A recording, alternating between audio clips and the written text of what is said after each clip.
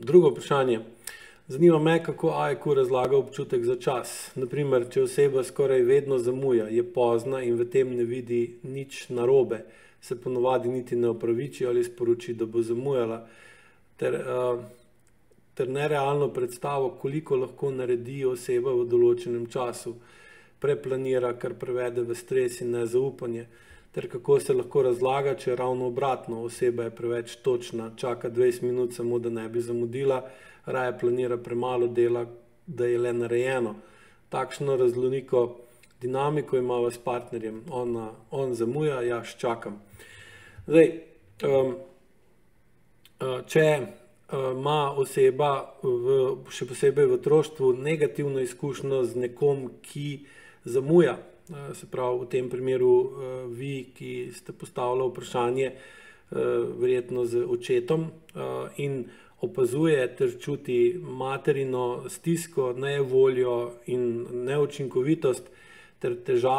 večjo težavo reševanja vsakdanjih problemov zaradi tega, ker oče zamuja. Potem seveda hčerka prevzame iniciativo in v bistvu poskuša ali pa mora biti v nasprotnem neravnovesju, kot je recimo bil oče v tem primeru, kar pomeni, da je ona prehitro, pride prej, zato ker skozi materine čustvene reakcije ali pa tudi lastne svoje reakcije, zaradi tega, ker je bila velikokrat razočarana, prizadeta ali pa imela težave zaradi zamujanja očeta, sama pol poskuša biti preveč zgodna, kar seveda pomeni, da ima glih tako neuravnovešen odnos do časa, samo v nasprotno smer kot oče. Zdaj, glavna stvar, ki jo je potrebno razumeti pri času, je, da človeško telo čas dojema realno, takšnega kot je, njegova zavest pa čas dojema relativno. Se pravi, čas lahko pospeši, čas lahko upočasni, lahko se prestavimo v prihodnost, lahko gremo v preteklost, se pravi, imamo neke vrste časovni stroj v naši zavesti, v neokorteksu, kar je super, ker imamo dva kontrasta, se pravi, da se časa lahko lotevamo na dva različna načina, realno in relativno, ker je samo po sebi nasprotje in zdaj bolj, ko lahko nek sistem obvladuje in uporablja nasprotne strani enega dela, se pravi, da čas lahko realno uporabljamo skozi telo in podzavest in relativno skozi zavest, bolje lahko učinkovit in bolje prilagodljiv, bolje vsestranski, lažje preživi, lažje rešuje probleme. Seveda, samo v primeru, da je povezava med kontrastoma dobra. In zdaj, če oseba ima dobro povezavo med telesom in zavestjo, potem se v bistvu na realen občutek za čas, ki ga ima telo, primerno vpliva na relativen odnos do časa, ki ga imamo pa v zavesti. In takrat, ko je potrebno imeti relativen odnos do časa in ga bendati, se pravi zvijati, da gre hitreje, počasneje, da razmišljamo, kakšna bo prihodnost, da se znamo postaviti v sedanjost in biti tukaj in zdaj, da gremo lahko v preteklost in si predstavljamo, kako je bilo včasih, zato da dobimo neko izkušnjo, pa da ne ponavljamo napak v prihodnosti, je seveda tak medsebojni vpliv telesa na zavest in zavesti na telo takšen, da ima lahko zavest realen odnos do časa, realno zavedanje časa ali pa relativno, odvisno od situacije.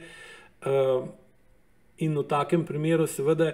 ne pride do tega, da oseba nima dobrega občutka za čas. Občutek za čas izvira iz telesa, ker na telo čas vpliva realno, zaradi tega, ker je masa, materija, se pravi nekaj materialnega, ki se premika v času na takšen način, kot čas teče, medtem ko naš neokorteks zaradi izjemno visoke kompleksnosti nevronske mreže deluje bolj po kvantnih principih, ki pa seveda čas dojema relativno. In zdaj, večja je ločenost med telesom pa med zavestjo, bolj oseba bolj oseba realen čas dojema relativno in ga ne zna dojemati drugače kot relativno, ima pa seveda izgubi pa občutek, da čas dojema relativno in misli, da ga dojema realno in potem pride do takih ponavljajočih se napak. Hkrati pa se, zaradi tega, ker je prevelika ločenost med telesom pa med zavestjo, ne zna učiti iz napak. Ker zdaj, problem je ta, da če imamo v telesu povišano napetost ali pa neučinkovitost reševanja problemov zaradi ločenosti med telesom in zavestjo skozi SMA, SMO pa SMI, potem v bistvu je sposobnost, da uporabljamo spomine, tako srednjeročne kot dolgoročne, za vpliv na to, kako bomo neko dejanje izvajali iz preteklosti, slabše. Taka oseba tudi manj čuti vašo jezo, razočaranje, nezadovoljstvo, zapuščenost, izigranost, ker on zamuja, zaradi tega, ker čustva druge osebe čutimo skozi svoje telo. In bolj, ko imamo mi odtujeno telo od naše zavesti, bolj napačno čutimo, kak druga oseba recimo reagira, ko mi zamujamo. In seveda, niti na tele lahko on razume tako, ko mu vi poveste, ali pa vidi mogoče na obrazu, ali pa v očeh, sam ne začuti pa tega iz notranjosti. In potem je seveda vpliv vašega čustva na njega zmanjšan in je potem verjetnost, da bo se zavedel in začutil, kaj dela narobe, ker zamuja, zmanjšana. In seveda je verjetnost, da se bo potem naučil kaj iz predhodnih napak, zmanjšana in taka oseba potem je nagnjena k kroničnem ponavljanju napak, se pravi, da napake kar naprej kronično ponavlja. In seveda to potem vodi v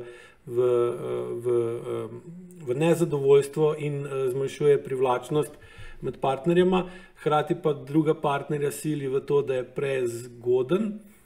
zato da kompenzira tistega, ki ga čaka. In tukaj pa seveda se dolgoročno stvari lahko zelo zapletejo in pride potem do takšnega nezadovoljstva. Hkrati je tudi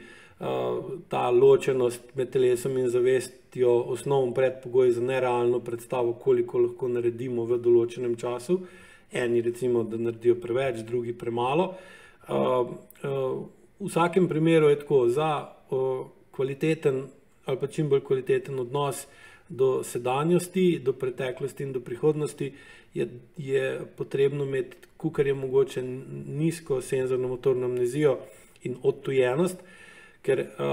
osnoven predpogoj za napačne odločitve, napačne občutke in kronično ponavljanje napak je SMA pa SMO, ki vodi v to, da napake ponavljamo in AEQ se glih zaradi tega ukvarja s tem, kako zmanjšati senzorno motorno amnezijo in senzorno motorno odtujenost, ker bolj, ko zmanjšujete te dve stanji v telesu, bolj lahko dojemate, kje je dejanski kroničen problem in potem uporabljate kreativnost zavesti za to, da vplivate na določeno kronično stanje in ga postopoma odpravljate. Zdaj, tukaj AEQ v takem primeru, kot ga vi, pomaga s tem, da se z učenjem AEQ-ja, še najbolj na programih, začnete bolj zavedati, kako čustveno se odzovete na njegovo zamujanje in začnete tudi zavestno vplivati na to, da vi tudi sami spremenite tudi pri vas popačen občutek za časom, da je pri vas v to, da prehitevate ali pa da prehiter zaključite, on pa zamuja pa ne naredi stvari do konca zaradi tega, da zavestno vplivate na to, da vi nehate biti prezgodni, ampak da se postopoma zavestno spremenite v to, da ste vedno bolj točni in bolj, ko čutite telo, ker je funkcija vaj, bolj lahko v bistvu